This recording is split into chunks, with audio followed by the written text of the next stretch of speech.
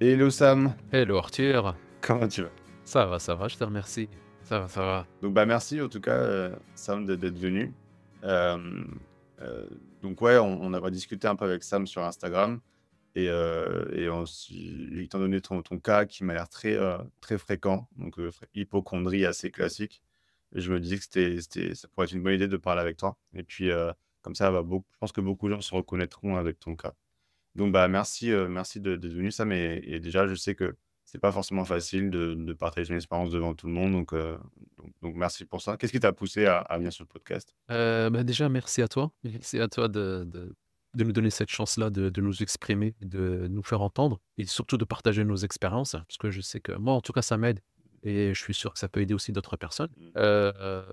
Mais en tout cas, voilà, si je peux aider d'une manière, comme une autre, par le biais de conseils, par le biais de choses que j'ai mises en place et ça va m'aider aussi, je pense à nos échanges vont me permettre Mmh. ce podcast va me permettre de revenir là-dessus, et d'avoir de tes conseils et ton œil aguerri. Ouais, ouais. Bah, écoute pour moi, on va faire comme on a fait avec tout le monde. Tu commences à me raconter ton histoire, donc tu remontes aussi loin que tu veux. Tu nous partages ce que tu sens que tu veux partager. Comme ça, bah, je connaîtrai bien ton cas et puis après on pourra passer à des conseils et des choses que tu peux mettre en place dès maintenant, quoi. Donc moi, je commence par, le janvier 2021. Janvier 2021, ça je m'en souviendrai encore, je pense à mon avis, je m'en souviendrai toute ma vie. Si je dis pas de bêtises, le 6 janvier 2021, c'est date à laquelle je me suis levé un matin et puis voilà, le trou noir, enfin le trou noir, vraiment les jambes qui flanchent, la tête qui tourne, je savais même pas où j'étais. Donc j'étais tout seul à la maison ce matin-là, parce que je suis marié d avec des enfants, mais c'était la période des vacances, ils étaient, chez ma belle famille, heu, donc je me suis réveillé et vraiment je ne reconnaissais rien du tout. Je ne reconnaissais rien du tout, levé, les jambes qui tremblent, la vue, totalement trouble et puis là, la grosse crise de panique. La grosse Est-ce que tu avais, cette impression parce que moi je me rappelle ma première crise d'angoisse, j'avais cette impression d'avoir comme un filtre noir devant les yeux. Ça te dit quelque chose ou pas? Tu as l'impression d'avoir un filtre entre ce que tu vois et le monde, quoi? Oui, sauf que moi, il était gris et j'ai l'impression ce filtre. OK, J'ai d'accord. très peu de souvenirs vraiment, de sensations de cette matinée-là, de Mmh. ce lever-là. La seule chose de laquelle je me souviens en tout cas, duquel je me souviens, c'est, véritablement une peur, mais une panique comme pas possible. Ça, je m'en souviendrai toute ma vie.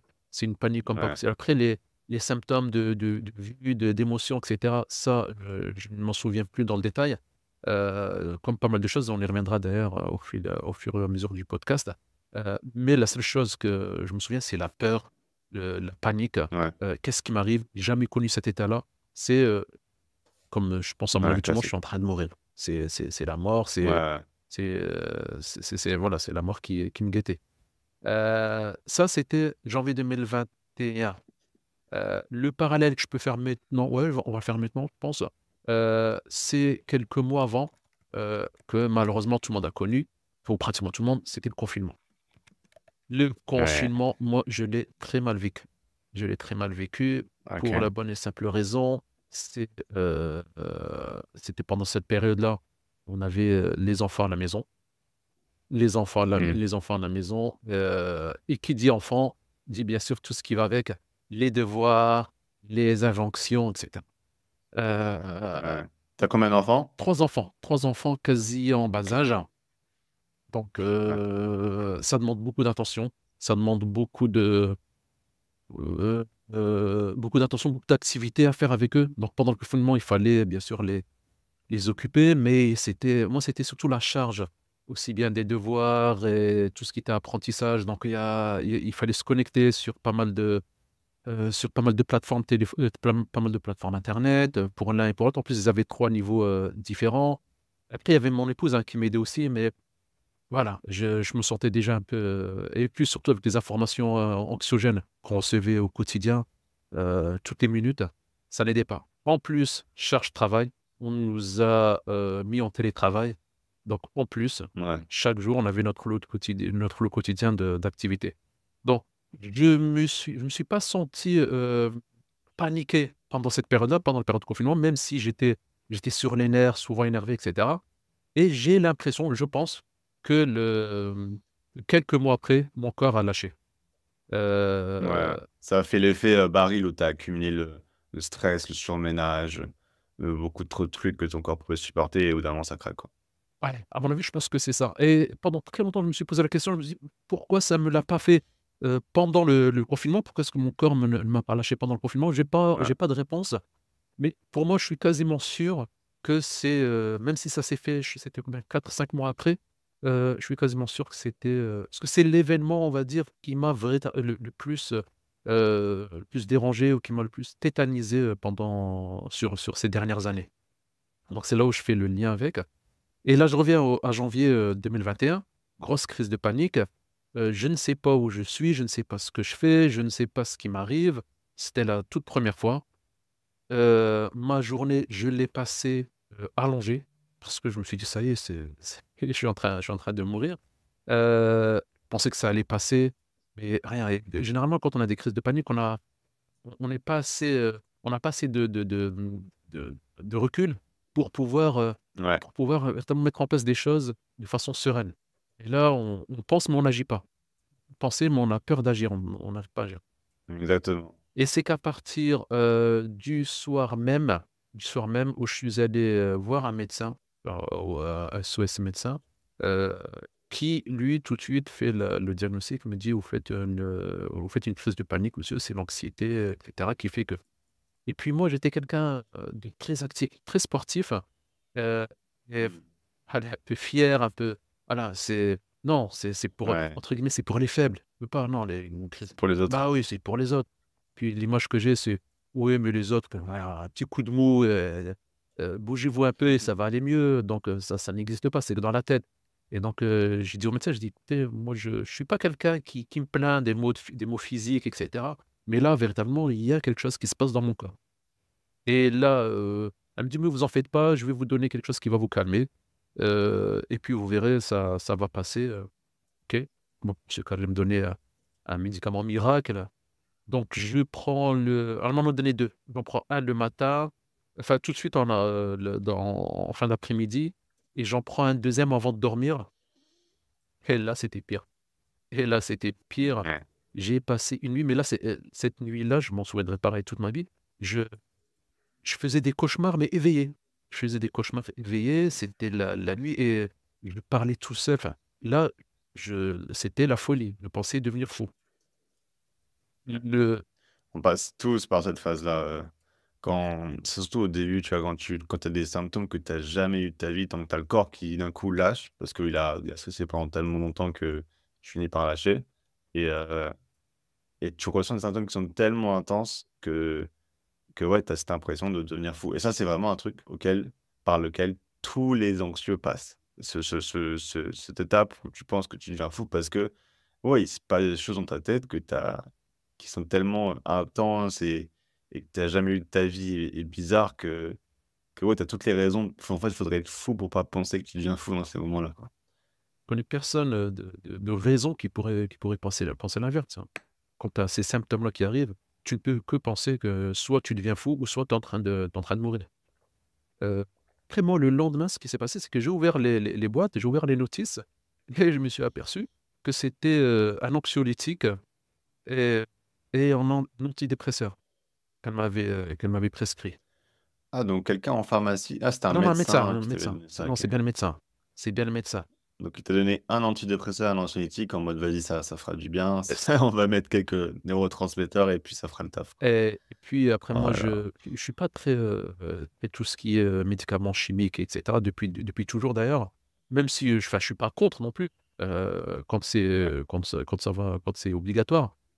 Mais là, j'étais pas pour ce type de médication, et j'ai Mmh. arrêté tout de suite. J'ai arrêté tout de suite parce que j'étais persuadé que l'anxiolytique, c'est lui qui m'a fait aussi, vriller la nuit. Je suis sûr et certain que c'est ce qui m'a fait vriller la nuit.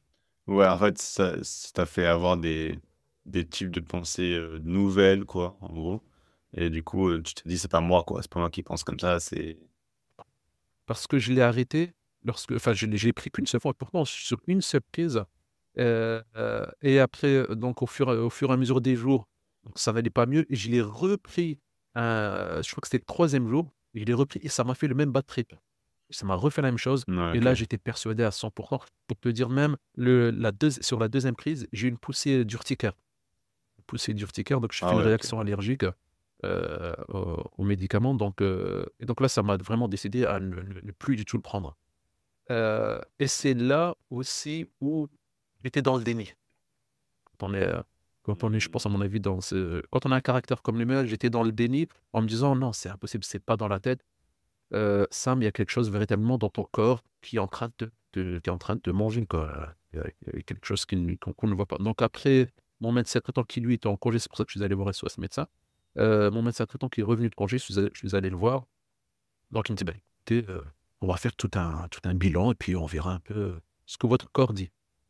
Donc un bilan complet, bilan sanguin et cetera. Rien du tout. Sur le bilan, il me dit: «Tout est OK, il y a rien en tout cas qui fait qu'une intoxication, un virus ou autre». Il me dit: «Rien». Et moi j'étais persuadé, je dis: «Non, non, je suis en train de mourir à petit feu».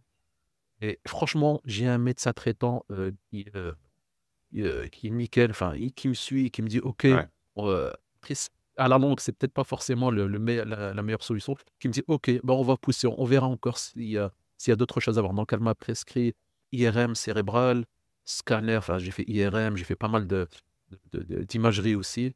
Mais en fait, tu es obligé de passer par là. En fait, tu même si c'est pas, ce que tu as et que les résultats se trouvent être négatifs, bah, tu es obligé de passer par là, pour vérifier que ce soit le cas ou pas. Parce que ça pourrait il y a une petit pourcentage de chances que oui, ce soit une vraie cause et donc pour, écarter toute autre possibilité que l'anxiété, tu es obligé de faire ce test-là. Donc elle a eu raison de te faire, confiance. Oui, oui, oui, non, heureusement. C'est pour ça que je te dis, j'ai un médecin top. Franchement, mon médecin généraliste, rien à dire là-dessus. Heu, donc c'est parti comme ça sur plusieurs semaines. Ça dure, ça dure, ça dure et moi toujours dans le déni, c'est non, c'est pas dans la tête, c'est pas dans la tête, c'est quelque chose de physique. Donc analyse après analyse et puis, indirectement, ben, voilà, c'est là où on commence un peu à tomber dans ce qu'on appelle l'hypocondrie. Parce que, quand on est dans le déni, quand on ne veut pas l'accepter et on se torture à essayer de trouver une solution, miracle ou en tout cas une réponse à nos questions et qu'on ne la trouve pas, parce que le cerveau te fait dire que c'est quelque chose dans ton corps qui est déréglé, et ben, on y croit. On croit à ce que le cerveau nous fait, nous fait dire, en tout cas nous fait penser. Donc pendant plusieurs mois, j'étais dans le déni en essayant de chercher des solutions physiques et donc on était en janvier, au bout du mois d'avril, ouais, j'ai une collègue qui elle avait fait un burn-out quelques mois avant. J'ai pris contact avec elle, je lui ai dit: «Écoute, bah, voilà ce qui m'arrive». Elle me dit: «Sam, bah, écoute, tu as tous les symptômes, de quelque chose, soit une dépression, soit de l'anxiété» et cetera. Et elle me donne le nom d'un psychologue, un psychologue et un psychiatre aussi les 2. OK, top. Elle me dit: «Va aller voir», elle me dit: «Ça te coûte rien». Puis je dis: «Bah non, un psychologue non, dis-moi le nom d'un spécialiste, un neurologue à la rigueur, mais pas un psychiatre». Donc je me suis décidé à y aller. Je suis allé voir le psychiatre au mois d'avril. Très bon psychiatre apparemment très réputé ici dans notre coin, qui me dit: «Bah oui, au fait, c'est des crises de panique», et puis, il commence à me parler des médicaments. Je lui dis: «Bah écoutez, j'ai pris ça, ça m'a pas aidé». Il me dit: «Bah ça pourrait éventuellement à la longue vous calmer, vous aider à vous calmer». J'ai lui clairement dit, gentiment dit que non, ça m'intéressait pas. Par contre, une méthodologie plus douce, un accompagnement ou autre, ça pourrait D'accord. m'intéresser. Et lui, il me dit que pour lui, pourquoi pas. Donc ce qui me il me rend plutôt vers des vers tout ce qui est, méditation, respiration sur YouTube. Il me dit: «Téléchargez des applications, ça va vous aider» et puis point barre. Franchement, j'ai halluciné parce que lorsque je lui ai dit: «Pas de médicaments», il s'est quasiment arrêté là en me disant: «Bah, écoutez, allez voir sur internet, il y a peut-être des choses, qui pourraient vous aider à vous calmer». OK. Après je suis allé voir un Ouais, donc psychologue. en fait, son domaine d'expertise s'arrêtait aux médicaments, en fait. Bah, ouais. Ce qui est dommage parce que Il voyait pas d'autres chemins de thérapeutique que les médicaments, quoi. ah ouais, c'est ce que j'ai déploré. C'est ce que j'ai déploré, au niveau de cette profession, parce qu'au fur et à mesure, j'ai beaucoup lu de témoignages de personnes qui, m'ont dit la même chose, au niveau des psychiatres en tout cas. Heu, Ouais, bah, j'ai fait une vidéo il y a pas longtemps sur ce sujet-là. J'ai aussi déploré cet état-là parce que c'est tellement dommage, mais après c'est logique. Quand tu penses à comment tu deviens psychiatre, tu suis un cursus et cetera et tu suis, les consignes qu'on te dit dans ton cursus médical, tout simplement. Et on leur apprend une chose, c'est le diagnostic, puis quels médicaments prendre, etc. Mais il y a très peu d'apprentissage bah, comme tu dis, toi, tu appelles ça de la thérapie douce, mais pour moi, c'est pas du tout de la thérapie douce. Pour moi, c'est de la thérapie en profondeur, tu vois. Parce que pour moi, ça peut être extrêmement utile, les médicaments. C'était peut-être pas ton cas à toi, tu vois, mais dans certains cas, c'est nécessaire d'avoir un soutien médicamenteux, tu vois. Mais c'est jamais, il y a ça, bon, c'est sûr, en fait, c'est pas des médicaments qui vont te guérir, en fait. Les médicaments vont juste calmer l'intensité des symptômes, mais ne vont jamais traiter la cause de ces symptômes-là.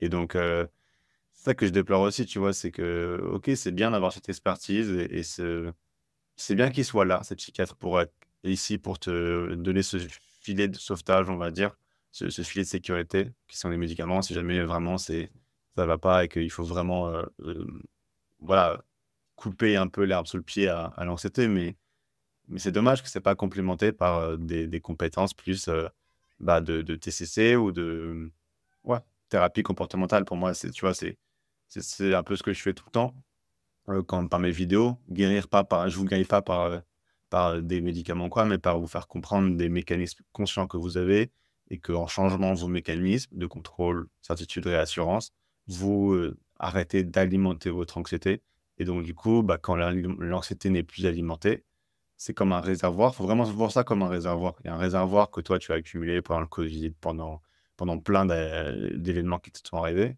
et puis après, ce réservoir commence à s'alimenter aussi par tes crises de panique. Donc dès que tu fais une crise de panique, bah, ça empirait en fait ta vision de ressentir des émotions négatives et donc ça augmentait ta sensation de vouloir être dans le contrôle de ces émotions négatives et de pas les vivre et même aussi tes symptômes physiques et donc du coup, bah, la clé, c'est juste de comprendre comment tu alimentes ce réservoir et couper l'alimentation de ce réservoir, puis après le laisser s'écouler et puis après c'est comme ça que tu guéris de l'anxiété, quoi.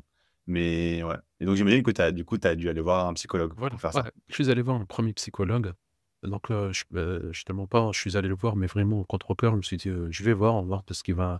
qu'il va me dire», mais pour moi, dans ma tête, j'étais toujours persuadé et toujours en parallèle, continuer, mais tout ce qui est prise de sang, tout ce qui était, en tout cas, possible de faire et imaginable. Si tu te fais la liste des spécialistes que j'ai vus, des examens que j'ai faits, franchement, tu vas me dire: «Ouh là, il y a un problème à quelque part». Donc je suis allé voir le psychologue qui me dit exactement la même chose, qui me dit: «Vous savez, vous commencez à rentrer» et c'est la première fois qu'on parle de TAG, trouble anxieux généralisé. Il me dit: «Là, ça fait plusieurs mois que vous entrez» parce que c'est chronique.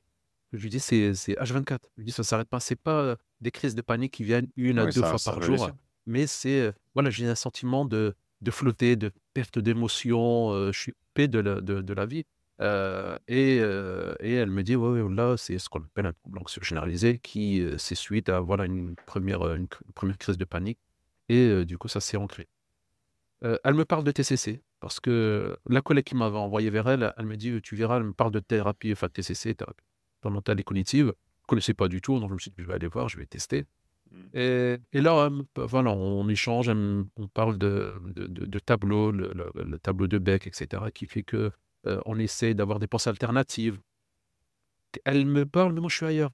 Je l'entends, mais je l'écoute pas. Je l'entends et dans ma tête, Ouais, c'est: ouais. «OK, mais qu'est-ce que tu peux me proposer? Est-ce que tu as un médicament miracle?» parce que, pour moi, c'est pas dans la tête. Toi, tu es encore dans l'optique de contrôle de ouais. Non, donc j'ai essayé, enfin donc elle m'a donné son tableau et elle me dit: «Dès que vous avez une pensée, vous l'écrivez et ensuite il y a des pensées alternatives. Travaillez aussi sur les croyances limitantes» et cetera. Donc j'ai fait le travail comme un élève studieux, mais sans y croire. Donc j'ai fait franchement, j'ai dû faire 4 séances, je pense 4 séances avec elle et puis voilà, je voyais pas le bout du tunnel et puis, pour moi c'était une perte de temps, une perte d'argent parce que ça il faut savoir aussi Ça coûte de l'argent, ouais. que c'est de l'argent, que c'est de l'argent, ça coûte, c'est par séance. Donc j'ai arrêté au bout de la 4e séance, je voyais que ça ne donnait pas de résultat, en tout cas pas les résultats que moi j'ai escomptés. Je suis resté encore quelques mois, je suis allé voir une autre, spécialiste parce qu'on parlait souvent, on me disait: «Mais essaie, si tu t'entends pas ou si tu ne sens pas en tout cas le feeling avec un psychologue, peut-être qu'avec un autre ça changera». Pareil, j'ai fait la même expérience une deuxième fois et puis rebelote, c'était exactement quasiment les mêmes exercices, quasiment les mêmes les mêmes informations qu'on me donnait et j'étais toujours pas en mode: «Je vais écouter, je vais avancer». Pour moi, c'était, ça venait d'autre part. Donc j'ai dû faire, là 3 séances aussi. J'ai arrêté puisque au bout d'un moment ça coûtait aussi, au niveau Ouais. financier et et puis je me suis dit: «Ben, continue mes examens». Donc je suis allé voir un spécialiste, hem, comment on appelle ça? Alors, on appelle ça, les médecins en interne enfin j'étais hospitalisé pendant 48 heures dans un service et j'ai oublié comment s'appelle le nom de ce service, où ils essaient de voir un peu, dans la globalité, qu'est-ce qui pourrait faire défaut? Donc on m'ont fait passer des radios, je suis allé voir un cardiologue, ils ont fait venir un hématologue aussi. Enfin voilà, la totale. Ouais. Ça, tu fais ça, dans des services, dans des unités spéciales où tu as plusieurs professionnels en fait qui viennent, qui se penchent sur ton cas, voir si c'est pas une maladie rare ou des choses comme ça.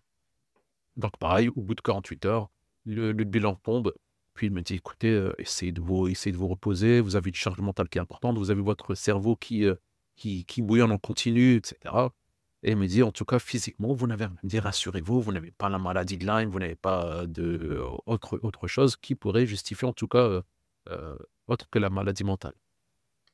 Et comment tu te sentais, après ça? Rassuré. Comment tu te sentais à ce moment-là Mais quand rassurez tu et te sentais rassuré? c'est ça l'inconvénient. C'est que quand tu vas voir des Mmh. professionnels spécialistes, moi en tout cas pour mon cas perso, ça te rassure 24-48 heures, tu te sens véritablement: «Waouh, ça va mieux» et après les symptômes reviennent. Mais à chaque fois que je vais voir mon médecin traitant, chaque fois que je vais pour te dire le comble, j'ai l'impression que je me sens mieux lorsque je suis hospitalisé, lorsque je suis dans un environnement dans un hôpital entouré en tout cas de professionnels et ça me en prenant du recul, en le disant, ça fait peur, hein, quand même.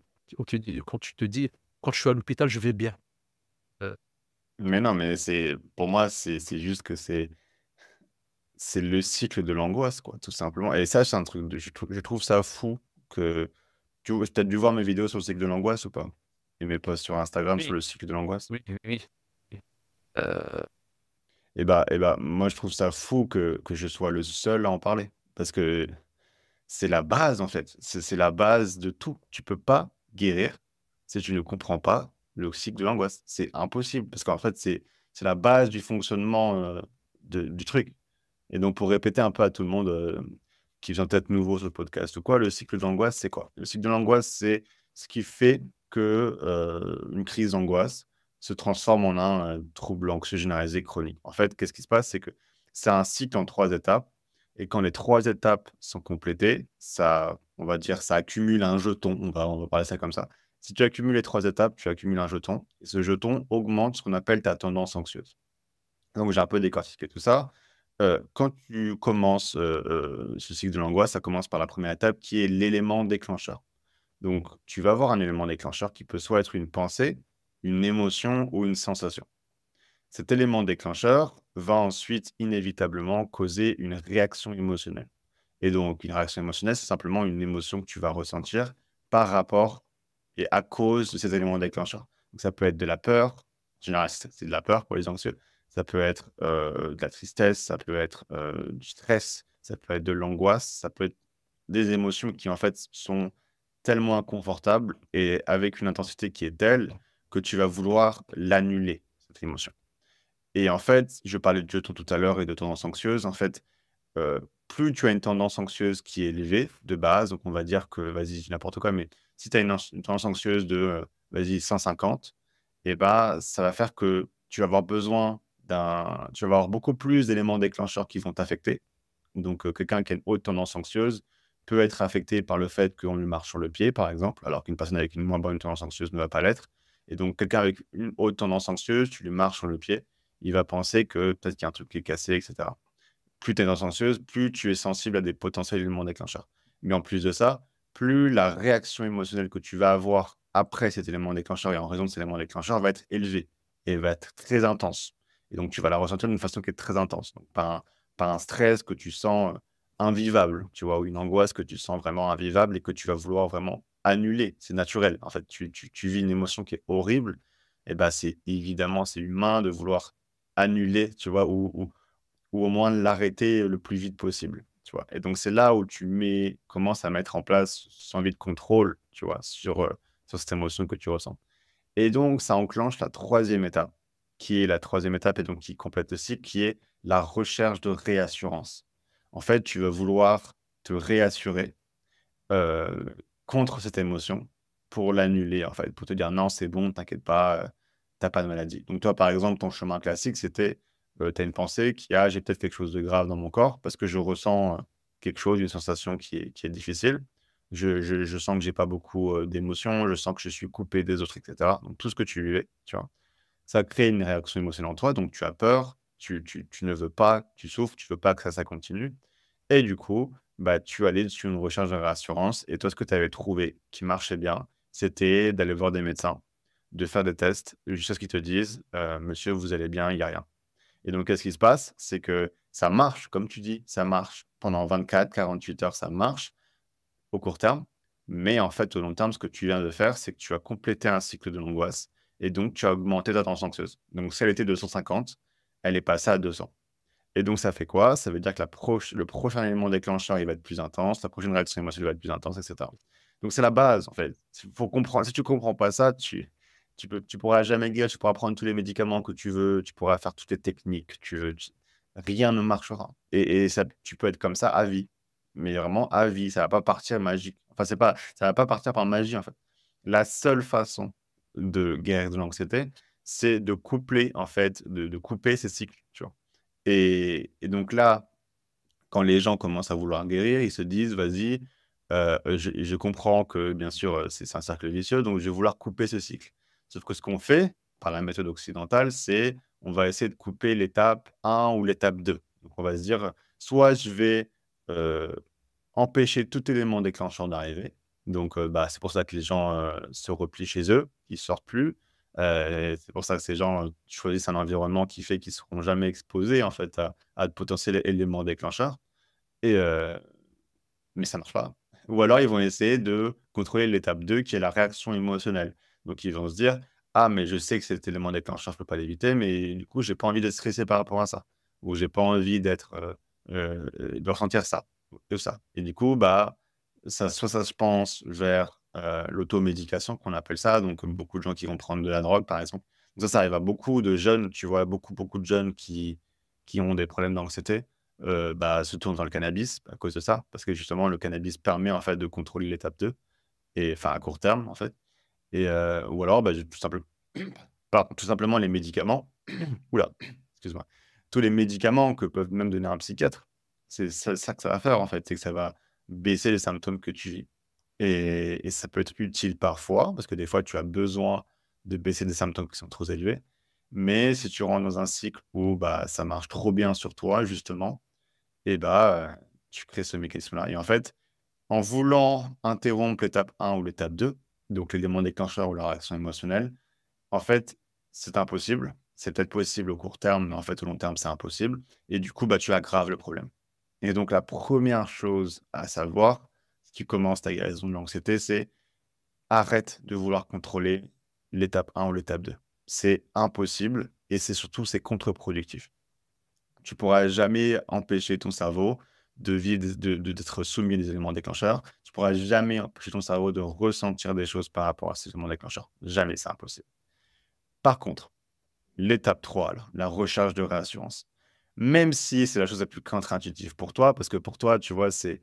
Enfin, Sam, tu voyais bien que, genre, c'était pour toi la seule chose productive, en fait, tu vois. Parmi tout ce qui le mal qui t'arrivait, bah, ces efforts que tu faisais pour aller mieux, tu sentais un feedback positif en émotion, c'est cette recherche de rassurance, bah, tu te disais, il faut que je continue de faire ça, quoi, parce que c'est le seul truc qui me soulage, c'est le seul truc qui, j'ai l'impression, me fait tenir, quoi.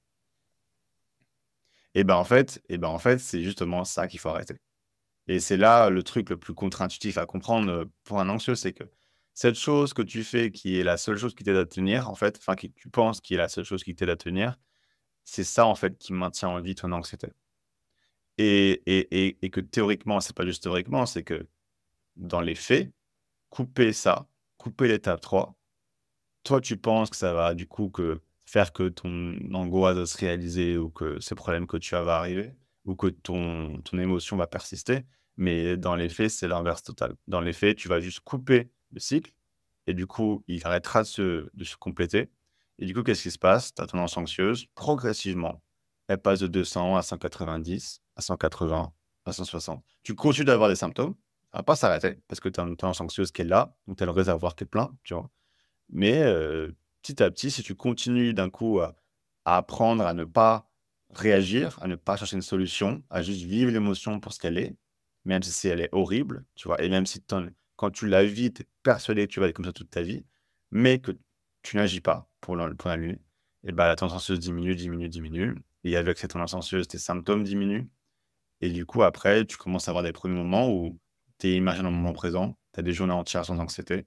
Ça revient bien sûr, mais après, tu comprends que c'est déjà une énorme amélioration, tu refais ce qui a marché, et cetera, et cetera. Et tu en parlais tout à l'heure, tu disais: «Est-ce que ça peut exister à la guérison de l'hypocondrie?» Mais bien sûr que oui. Bien sûr que oui. C'est juste que c'est enfin, pour moi, il y a peut-être une autre méthode, hein, je dis pas ça, mais pour moi, c'est par cette méthode-là, en fait. C'est une logique sans nom pour moi, en tant que personne qui a été anxieux et qui ne l'est plus. Mais mais voilà et donc est-ce que tu as fini par comprendre ça avant ton chemin ou je viens de te l'apprendre là? Tu me l'as appris, pas maintenant, je l'ai appris c'est toi qui me l'as appris dans un de tes podcasts D'accord. que j'ai découvert, enfin, parce que j'ai découvert ta chaîne, Instagram il y a à peu près un mois. Donc j'ai découvert ça il y a à peu près 3 semaines. Il y a à peu près 3 semaines et je me suis dit: «Tiens, une chose, première chose avec laquelle je vais commencer», parce que j'avais pris un rendez-vous chez un autre spécialiste, je l'ai annulé. Je l'ai annulé et donc je peux te Parfait. dire que voilà, ça me prend aux tripes parfois. Je me dis: «Ouais», Ouais, ouais. je me dis: «Ça me prend», mais je me dis: «Je vais», puisque c'est logique, hein, ce que tu dis, c'est logique quand on prend du recul, et je me dis: «Bon allez, ça fait mal, ça travaille, ça» mais Que oui. je me dis, c'est ce qui est logique, ce qui va me faire baisser mon anxiété, c'est effectivement d'arrêter de l'alimenter. Puisque comme tu disais, tu l'avais déjà dit sur en tout cas, un de tes lives, c'est arrêter, d'alimenter cette boucle, puisque plus tu l'alimentes, Mmh mh. plus elle va grandir. Plus comme tu viens de le dire à l'instant, la tension, enfin la prochaine, elle sera encore plus grande. Donc ça va me soulager dans un premier temps, mais la prochaine sera encore plus grande. Et ça, oui, je me suis retrouvé dans ce témoignage, j'ai dit: «Bah, voilà, voilà, peut-être c'est ce que j'attendais, c'est peut-être ce déclic-là». Donc ça bouillonne, il y a des jours, ça bouillonne, je me dis: «Allez, vas-y, va peut-être consulter ou autre». Mais et ce qui me rassure, là, ce que je me dis aussi, c'est: «Mais Sam, si tu avais vraiment quelque chose», ça fait maintenant 3 ans, si tu avais vraiment quelque chose de grave, ça se serait vu, ou ça aurait été aggravé avec le temps et cetera. Mmh. Donc je me dis: «Il y a pas eu de changement physique en tout cas, émotionnel où voilà, j'étais un peu plus coupé à certains moments de mes émotions». Et bah, physiquement voilà, je vois moi, tu pas de souci au niveau du foie, du cœur, du cerveau, donc s'il y avait véritablement quelque chose, comme tu dis, de grave, ça se serait vu là en 3 ans. Et donc ça me rassure un peu en me disant: «Voilà, mon cerveau, c'est dans la tête, c'est le cerveau qui essaie en tout cas de me faire passer certains messages». Donc couplé à ce que tu disais à l'instant, ne pas renchérir, ne pas aller se rassurer automatiquement, je me dis: «Ça peut faire mou». Donc là-dessus, là, je suis focal là-dessus en ce moment. Je me dis: «Voilà, Trop ça bien. vient, continue à faire ce que tu faisais». Si j'étais au taf, ou en télétravail ou au sport ou autre, Exactement. continue de faire ce que tu fais et puis, lorsque je m'occupe l'esprit, bah, en plus, c'est simple, la magie, elle opère. Lorsque je m'occupe l'esprit, Mmh. comme par hasard, par magie, ça disparaît.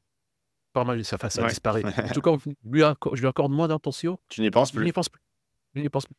Voilà, c'est ça. Et c'est comme par hasard lorsque, voilà, lorsque je suis, seul face à mes démons, on va dire, ça m'arrive souvent, quand je suis, en télétravail, parce que les enfants sont à l'école et cetera, madame travaille, moi je suis seul à la maison Mmh. et c'est là où, voilà, la petite musique revient, «Bah, écoute, palpe-toi un peu, regarde si tu as pas un ganglion par-ci par-là» et voilà et après je suis obligé de, voilà, de couper, de faire, voilà, je me dis: «Allez, fais quelques pompes, fais des abdos, fais autre chose ou fais une activité, concentre-toi sur ton travail» et puis voilà et ça passe.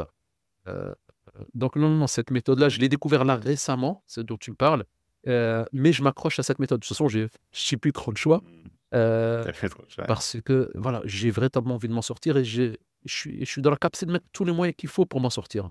Parce Mmh. qu'on m'a dit: «Fais du sport» et cetera, mais je faisais du sport, enfin, parce que j'ai toujours fait du sport et pendant 2 ans, je me suis quasiment arrêté. Je ne faisais plus rien au niveau sportif.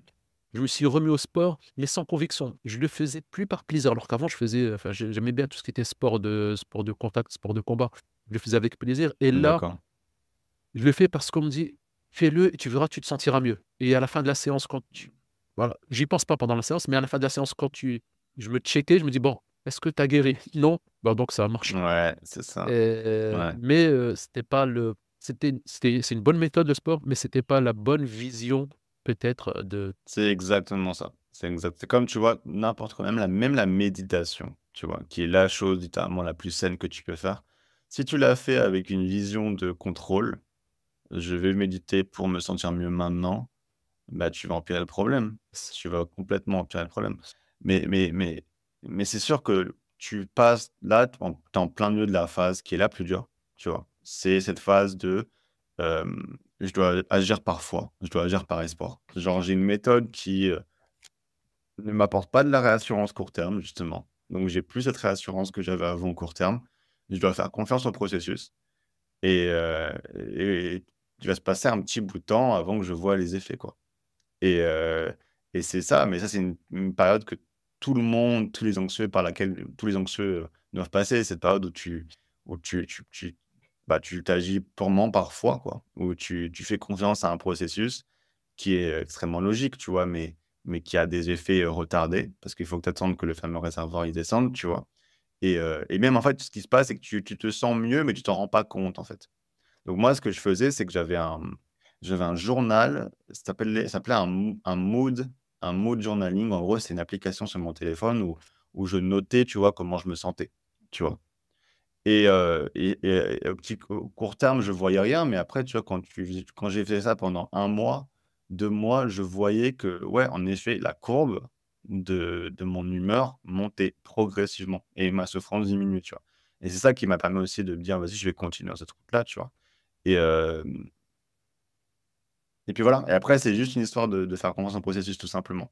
Mais je sais que c'est pas facile et donc après, des outils comme le sport, la méditation et tout ça et le journaling aussi dans lequel j'ai parlé tout à l'heure, c'est que ça aide justement à avoir ces moments de bien, tu vois? Parce que oui, quand tu fais du sport, tu te sens mieux, c'est sûr, tu vois? Mais après, c'est comme un anxiolytique. Si tu prends l'anxiolytique en checkant vraiment s'il marche tout le temps, en mode tu prends l'anxiolytique et tu es en mode que ça marche, que ça marche, que ça marche, tu vas te sentir pire, tu vois? Parce que tu as en fait, ce mécanisme de contrôle écrase tout autre procédé, même molécule, tu vois?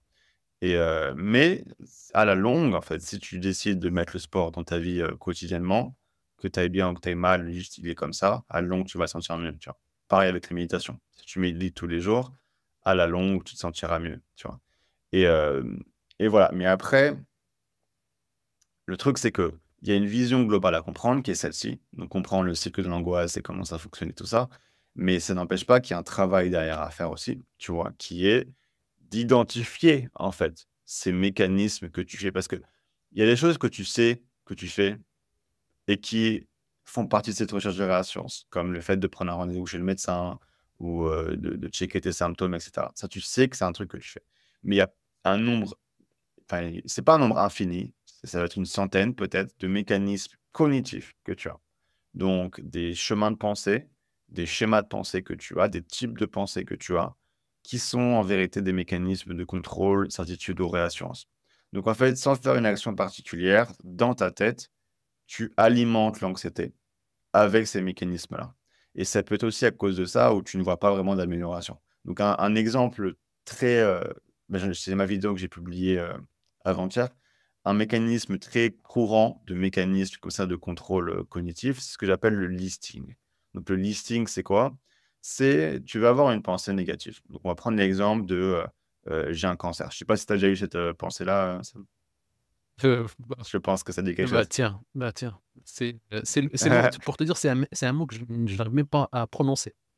Ce Ouais, mot-là, je donc tu as cette pensée-là et donc coup, tu vas te dire si ça te dérange pas, j'ai vraiment envie de ouais, plonger non, mais dedans. Est-ce vas-y. que tu veux que je parle d'un autre Non, non, sujet? non, non, mais vas-y, au contraire. OK, donc tu as cette pensée qui est: «J'ai peur d'avoir un cancer» et donc quand cette pensée arrive, là, tu vois, je viens de le dire, ça fait une réaction, tu as cette sensation de: «Non, une émotion très négative qui en ressort de ça, j'ai vraiment peur d'avoir un cancer, je me sens concerné par ça» et donc du coup, tu veux l'annuler maintenant, cette pensée négative que tu as eue. Tu vas pas te dire juste: «OK, j'ai peur d'avoir un cancer». Comme tout le monde devrait avoir peur d'avoir un cancer, c'est normal, tu vois? Mais toi, non, tu t'arrêtes pas là parce qu'elle est très intense cette émotion-là, elle est pas supportable. Donc du coup, tu vas commencer, dans ta tête, à faire ce que j'appelle le listing. Donc tu vas commencer à écrire une liste de choses qui irait contre le fait que tu as un cancer. Donc, tu vas dire des choses en mode non, mais je suis jeune, j'ai pas de symptômes, je suis allé chez le médecin et le médecin m'a dit que tout était OK. Ah, mais si j'étais trompé. Et là, en fait, voilà, tu crées une liste positive, mais en fait, bam, tu as un élément qui se glisse qui est plutôt dans le sens de son anxiété. Et donc, du coup, tu es en mode ah non, du coup, ça amplifie l'émotion. Ça amplifie l'émotion et du coup, tu vas encore plus vouloir trouver des raisons pour lesquelles tu n'as pas un cancer. Donc, tu commences à recontinuer. Ah oui, mais je fais du sport, donc ça devrait aller. Ah, mais peut-être que j'ai une prédisposition. Bam. Donc, tu trouves un deuxième élément qui va plutôt favoriser l'anxiété. Et en fait, plus tu cherches des éléments positifs pour te rassurer, plus tu trouves des éléments négatifs. Et donc, au bout d'un moment, tu arrives à un stade où tu as créé deux listes. Une liste pour et une liste contre dans ta tête, tu vois.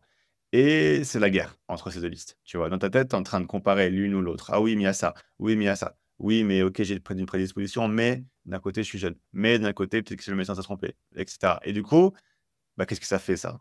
C'est du stress, c'est du cortisol. C'est ça le feu de l'anxiété, tu vois. C'est quand tu es dans ta tête comme ça à réfléchir à un truc et à être dans le doute et à la comparaison constante, etc. Du coup, quand tu fais ça, bah, la cortisol monte, monte, monte, monte, monte sur le moment, hein, vraiment. Et donc, du coup, tu commences à te sentir pas bien. Tu commences à avoir des symptômes qui arrivent.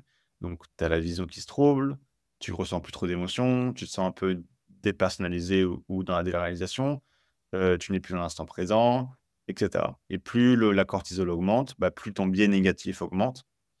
Et donc, plus le biais négatif, c'est une tendance à croire le scénario négatif. Et donc, 1 heure après, en fait, tu es hyper anxieux et tu es persuadé d'avoir un cancer. Tout ça, pourquoi? Parce que tu as voulu commencer à créer une liste de choses pour lesquelles tu n'avais pas un cancer, tu vois? Alors, tu aurais pris l'autre route qui est juste accepter que tu as peur d'avoir un cancer, mais ne rien faire et agir plutôt par foi. Donc, la foi, c'est croire en quelque chose en l'absence de preuves, tout simplement. Et ben, en fait, la peur, elle serait passée. Parce que c'est juste une peur, en fait. Puisque tu as pas le cancer, évidemment, et ben, c'est juste une pensée que tu as eue. Tu as pas vraiment de raison de penser que tu as un cancer, de symptômes vraiment que tu as ou quoi. Mais c'est juste une pensée. Et donc, du coup, bah, la pensée s'évapore, l'émotion s'évapore, et après, c'est passé. Et après, tu vas repenser à l'idée, mais d'une autre façon. Puisque ton cerveau aura un peu observé ta façon de gérer la fois d'avant, tu vois? Et ben, il va être en mode: «Ah OK, bah, ça on a déjà pensé, Sam, il a pas trop agi, donc du coup, on va pas augmenter l'intensité émotionnelle du truc». Mais à l'inverse, si tu aurais réagi par un listing, il est en mode: «La dernière fois, putain, Sam, il était vraiment dans tous ses états par rapport à ça, donc ça doit être très important et donc je vais augmenter l'intensité émotionnelle qu'il y a derrière la pensée».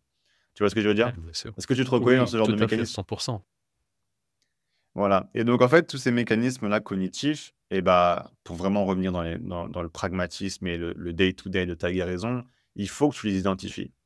Et donc, ça passe par la connaissance de soi, de la conscience de soi. Donc, il y a deux outils que tu peux avoir pour, bah, plus tu peux identifier ces mécanismes-là, plus tu les identifies tôt et plus rapidement, et plus tu les identifies tous, et bah, plus rapidement tu vas guérir, tu vois. Et donc, les 2 axes que tu as, c'est déjà, si jamais il y avait un muscle dans ton cerveau, on va vraiment utiliser cette analogie tu as un muscle dans ton cerveau qui s'occupe de ta capacité de conscience de toi. Donc, te rendre compte de comportements que tu as, tu vois? Qui peuvent être potentiellement négatifs. Ce muscle-là, heureusement, tu peux, comme le muscle de la pleine conscience, donc qui est le muscle responsable de ta capacité à t'ancrer dans le moment présent, ces 2 muscles-là, tu peux les entraîner avec une seule façon, c'est avec la méditation. Donc c'est à ça que ça sert la méditation. La méditation, c'est pas du tout ce que les gens pensent, hein, une méthode de relaxation à court terme. Non. La méditation, c'est vraiment, tu vas à la salle pour ton cerveau, tu l'entraînes, tu l'exposes à de la résistance qui va faire qu'il va augmenter l'efficacité de 2 muscles, qui est le muscle de la pleine conscience et le muscle de conscience de soi. Et donc du coup, quelqu'un qui a un muscle de la conscience de soi qui est développé va, se rendre compte bien plus rapidement les types de comportements qu'il a. Donc par exemple, là, le listing, tu vois? Quand j'explique ce mécanisme-là, donc avec tous les gens qui vont écouter le podcast, certains vont avoir, un muscle de la conscience de soi qui est entraîné, parce qu'ils ont dû faire la méditation et cetera, et d'autres qui n'ont pas fait de méditation et qui ont fait beaucoup de gratification instantanée. Donc, l'inverse un peu des méditations, vont avoir un muscle de conscience de soi qui n'est pas entraîné. Et donc, du coup, une fois que je vous ai expliqué ce principe-là, les gens avec un muscle entraîné, la prochaine fois qu'il va l'avoir, ce mécanisme-là, bam, il va s'en rendre compte. Il va être en mode, ah, ça, Arthur, il en a parlé, bam, j'identifie. Et le fait d'identifier, bah, c'est trop tard, en fait. Une fois que tu as identifié le problème, le cerveau fait le travail après. Tu vois, tu vas juste indiquer à ton cerveau, bah écoute, cerveau, ça, on sait que c'est pas bien. Le cerveau, t'inquiète pas, il s'en occupe pour toi, tu vois. Mais il y a des gens avec un muscle pas entraîné qui vont se laisser emporter et qui vont faire ce listing-là et qui vont faire la crise d'angoisse. Et c'est seulement après ou après 2, 3 fois comme ça où ils vont se dire ah oui, c'est vrai qu'Arthur, il avait dit que ça, c'est le listing, il faut pas le faire. Tu vois ce que je veux dire? Donc, c'est le premier axe que tu as dans ta guérison pour accélérer ta guérison, c'est une discipline de méditation qui va renforcer ce muscle-là. Mais la deuxième chose, qui est peut-être un peu plus importante, même si les 2 sont importants, c'est le journaling. Et le journaling, mais pas juste le journaling où tu vas écrire, un manuscrit de ce que tu penses, tu vois? Mais vraiment un journaling orienté et moi, ce que j'appelle un journaling actif, tu vois? Et c'est vraiment une méthode que je parle dans pas mal de mes vidéos, qui est, orientée pour vraiment déceler, comme si tu avais un détecteur de métaux, sauf que c'était pas un détecteur de métaux, c'était un détecteur de mécanismes de contrôle, d'études et réassurance. Et donc, je vais t'expliquer un peu ce mécanisme-là, que tu peux utiliser, cette méthode.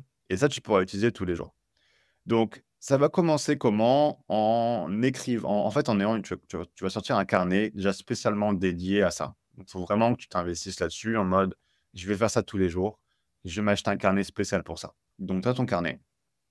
Tu commences avec la première feuille, où là, ça va juste être de l'extériorisation et tu vas mettre des mots sur les mots. Donc, tu vas tout simplement réfléchir aux pensées anxiogènes que tu as eues dernièrement ou dans la journée, etc. Donc, par exemple, j'ai peur d'avoir un cancer, et si j'avais quelque chose de grave, tu vas apprendre un peu la science de résumer en une phrase une angoisse que tu as depuis un moment. Parce qu'en général, tu as les mêmes pensées tout le temps, tu es d'accord? C'est le même type de pensée que tu as. Et donc, tu vas apprendre à regrouper toutes ces pensées-là sous une phrase. Donc, en général, ça peut être bah, j'ai peur d'avoir un cancer, tu vois. Ça peut être d'autres trucs. Et donc, tu vas commencer à écrire ligne par ligne. Donc, tu fais vraiment des bullet points, hein, tu fais des tirets, tu écris ligne par ligne. Je fais pas un manuscrit parce que je veux vraiment que tu aies cette vision c'est un item à chaque fois. Tu vois, c'est vraiment une ligne à la fois. Donc, ça délimite vraiment et ça te montre que tu n'as pas une quantité infinie de problèmes, même si dans ta tête, c'est l'impression que tu vois. C'est vraiment en fait un nombre fini d'angoisse qui te mine l'esprit et qui te cause l'état dans lequel tu es. Mais c'est une liste qui est finie, pas infinie. Donc, à force d'identifier des trucs, tu finiras par les identifier un par un, tu vois. Donc tu commences par faire ça. Donc tu vas voir qu'au début, c'est assez facile, tu trouves assez rapidement ce qui te tracasse, mais tu continues, ça devient de plus en plus dur de trouver, de définir, qu'est-ce qui te fait, angoisser. Parfois, tu n'y arriveras pas forcément, mais c'est pas grave, tu essayes et puis éventuellement, tu arrives à un stade où, c'est bon, tu penses que tu as tout dit. Tu as cette impression de soulagement, ça fait un peu un vide aussi qui est plutôt, agréable de: «OK, bah, tout ce que je pensais, toutes les angoisses que j'ai en ce moment, je les ai énumérées et elles sont là, sur cette feuille A4, tu vois? Donc, toutes tes angoisses que tu pensais être une montagne de problèmes, et ben, en fait, elles tient sur une feuille A4, déjà. Donc déjà, tu vois, ça te donne une perspective sur ton problème où tu es en mode: «OK, je peux m'en sortir». Juste ça. Le fait d'avoir écrit ces lignes-là, parfois, donc peut-être pas au début, mais parfois, tu vas le simple fait de l'écrire va terminer le processus émotionnel. Donc ça peut arriver où tu vas juste écrire: «J'ai peur d'avoir un cancer». Et juste le fait de l'écrire, tu vas avoir cette réalisation dans ton cerveau en mode: «Bah, c'est tout en fait, j'ai juste peur d'avoir un cancer» et tu vas pas trouver une réponse logique ou quoi pour laquelle tu as pas un cancer, mais juste comprendre que cette pensée, c'est une pensée et en fait, le processus émotionnel de la pensée est terminé et c'est comme ça, c'est juste une phrase pour toi. Elle veut plus rien dire, elle ne t'affecte plus. Donc ça, c'est cool quand ça arrive. Donc quand ça arrive, tu peux juste rayer la ligne, mais évidemment, ça n'arrive pas tout le temps et ça arrive pas pour la plupart des choses. Pour la plupart des choses, il va falloir que tu travailles dessus activement, tu vois? Donc ça, c'est la première partie. Tu traces une ligne, une fois que tu as fait ça, tu traces une ligne et là, Sam, tu vas écrire 3 mots. Tu vas écrire contrôle, tu vas écrire certitude et tu vas écrire réassurance et en fait, c'est vraiment ces 3 mots, ça va être des guides. Ça va être des guides de réflexion et en fait, tu vas aller sur ta première feuille tu vas voir chaque angoisse une par une et tu vas regarder en quoi, pour chaque angoisse, hein, tu essaies de te réassurer. Tu essaies d'avoir un contrôle et tu essaies d'avoir une certitude. Et c'est pas en mode une colonne, tu vois, ou une colonne pour chaque, parce qu'en général, c'est un peu un mélange des 3 à chaque fois. Mais en fait, ça oriente ta réflexion dans le sens où tu vas déceler des mécanismes, tu vois? Donc tu vois, moi, le mécanisme de listing que je t'ai parlé, c'est par cette méthode que je l'ai identifié, tu vois? Et donc tu fais comme ça. Donc par exemple, j'ai un cancer, en quoi je réagis, en voulant me réassurer.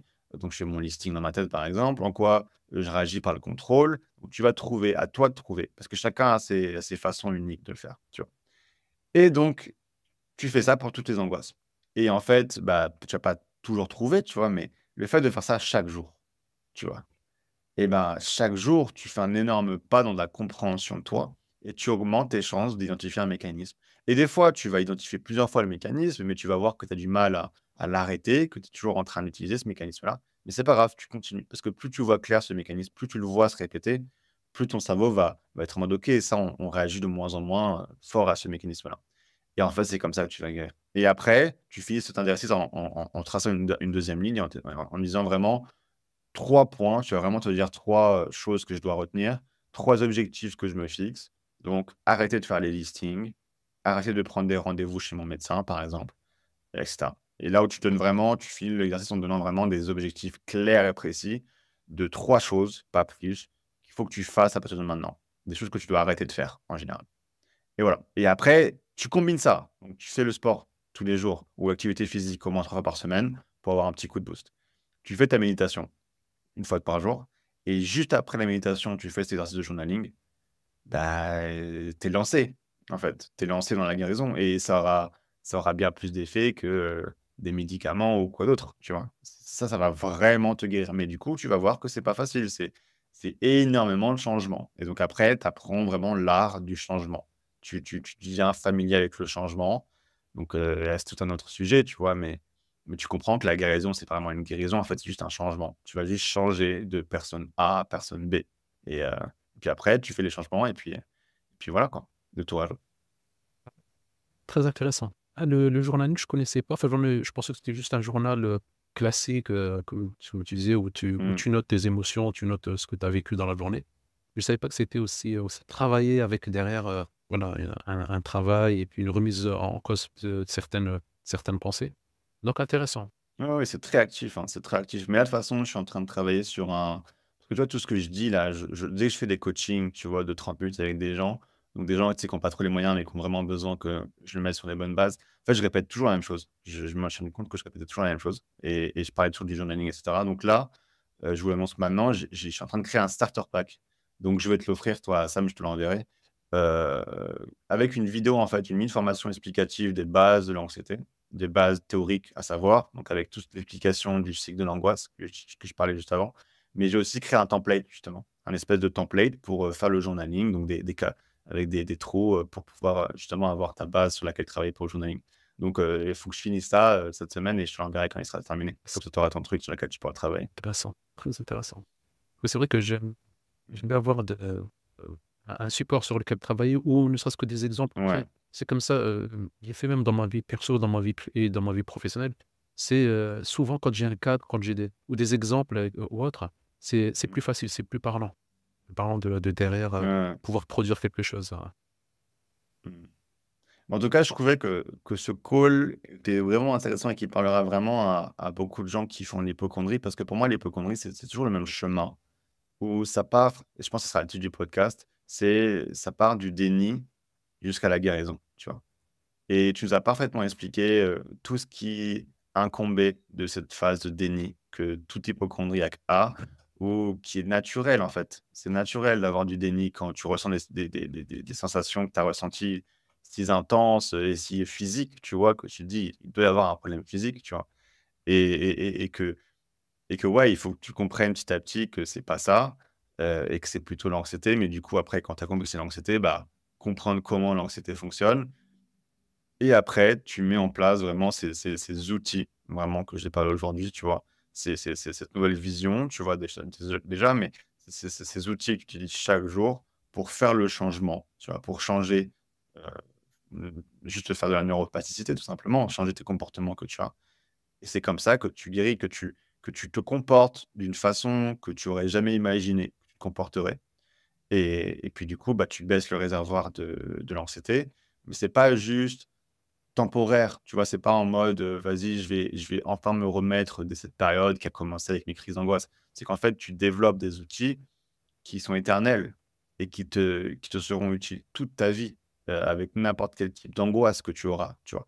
Et même le jour où tu guériras de l'hypocondrie, bah, tu auras ces outils-là où à la moindre petite pensée anxiogène, irrationnelle ou même rationnelle, tu auras ces outils pour réagir et c'est ça qui fera c'est de là que viendra ta certitude de que tu es guéri. Tu vois? Moi, je me sens pas guéri parce que je suis persuadé que je serai jamais anxieux ou que je ferai jamais plus jamais de crise d'angoisse si jamais tu vois, si jamais il m'arrive un événement, exceptionnel, je suis pas à l'abri de ça, tu vois? Mais je sais que par ma réaction, ça ne sera qu'un moment qui durera que quelques secondes, quelques minutes, 1 heure grand max, tu vois? Mais ça elle vient de là, en fait, ma «guérison» entre guillemets, tu vois? C'est que je sais que j'ai les réactions maintenant et peu importe ce qui m'arrive, même si j'étais stressé, même si j'avais un truc, ça passera et donc je passe, tu vois, du mindset de: «Je veux être sûr que rien ne se passe mal», qui du coup vient avec un doute constant, tu vois? À, je suis OK avec ça se passe mal, je saurais comment réagir si ça se passe mal et donc du coup, je suis tranquille et donc du coup, bah, résultat, j'ai pas fait de crise d'angoisse depuis, 4 ans, tu vois? Bien sûr. Voilà, donc c'est, c'est vraiment ça. Si tu comprends, je pense que ce podcast-là, il est cool parce que il est pas trop long, mais il résume parfaitement, le cheminement que tout hypocondriaque doit faire. Donc, ouais, j'espère que ça t'a apporté quelque chose, Sam. Oui, oui, oui, largement. Non, non, non, j'ai beaucoup appris aussi sur moi, sur des méthodologies, en tout cas sur des choses à faire ou à ne plus faire. Donc maintenant, comme je Mmh. dis, souvent, il y a plus qu'à. Il y a plus qu'à, il y a plus qu'à. Il y a plus qu'à, c'est exactement ça. Il y a plus qu'à, tu plus qu'à essayer. Tu vas voir, des fois tu y arriveras. Tu auras des moments d'échec sûrement, tu vois? Mais c'est pas grave, tu continues, tu continues. Maintenant que tu as ton étoile du berger, on va dire, bah, tu juste à avancer et les progrès sont inévitables. Les progrès sont inévitables pour moi. Écoute, chiche, on se donne rendez-vous dans quelques mois et puis, je te dirai, Ouais. je te Bah, de toute façon, tu me tiendras au oui, je te courant tiens. de tout ça sur Bien Instagram, hein. sûr, bien sûr. Bah, écoutez, tout le monde, j'espère que ça vous a plu, ce petit podcast, avec Sam sur l'hypocondrie. Si vous voulez participer au podcast, vous avez le lien, dans ma description, pour, n'importe qui peut participer. Donc, hésitez surtout pas à vous inscrire, et me dire, de quel sujet vous voulez parler. Et puis après, si vous voulez aider le podcast, n'hésitez pas à mettre une note positive, n'hésitez pas à le partager, ça aide beaucoup et ça fera que, bah, plus de gens entendront le podcast et donc on aidera plus de personnes. Et puis voilà. Merci beaucoup Sam en tout cas d'être passé. Merci à toi, Arthur. Allez, ciao, ciao.